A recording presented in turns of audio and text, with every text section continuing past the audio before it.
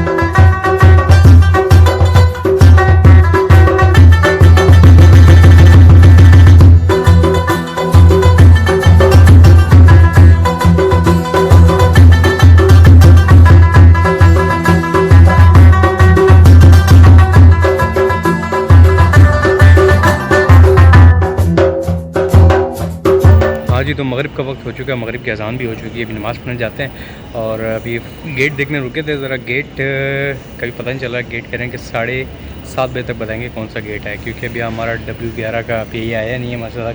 Jokes apart, PI अभी तक पहुँचा नहीं है, क्योंकि जब कराची से आएगी तो फिर वही वापस जाएगी, तो अभी तक वो आई नहीं है फ़्लाइट। तो जैसी आएगी फिर उसके बाद गेट अनाउंस करेंगे, आधे घंटे 10 मिनट में आ जाएगी।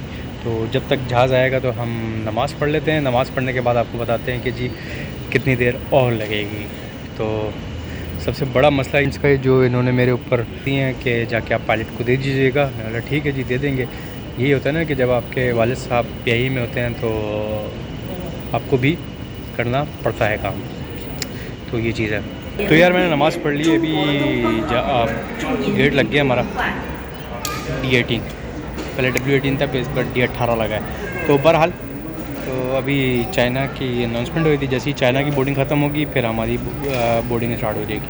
फिर हमारी बोर्डिंग स्टार्ट होगी, जहाज़ में जाके बैठेंगे, फिर इंशाल्लाह वहाँ जाके आपको कराची आके इसको व्लॉग का एडिट करेंगे। फिर उसके बाद आप लोगों को दिखाएंगे कि वहाँ पे हमें कोई मुश्किलात तो पेश नहीं आई हैं, लेकिन नहीं आएंगी इंशाल्लाह, उम्मीद यही है।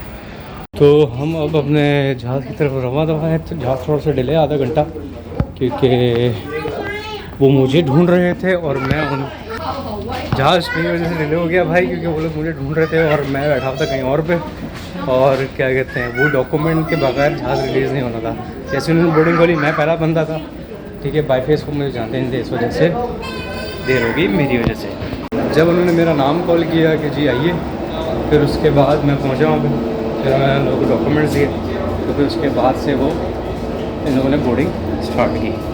ये देखिए हमारा PIA पाकिस्तान जिंदाबाद, PIA पाइंदाबाद, उल्टा बोल रहा हूँ, लेकिन PIA जिंदाबाद, पाकिस्तान पाइंदाबाद। ये मास्क खुद ब खुद आपके सामने गिर पड़ेगा। ऑक्सीजन मास्क को झटके से खींचिए ताकि ऑक्सीजन की फराहमी शुरू हो जाए। मास्क को नाक और मुंह पर रखकर प्लास्टिक की पट्टी को खींचकर कस लें और हस्बे मामूल सांस लें। दूसरों की मदद करने से पहले अपना मास्क पहनें।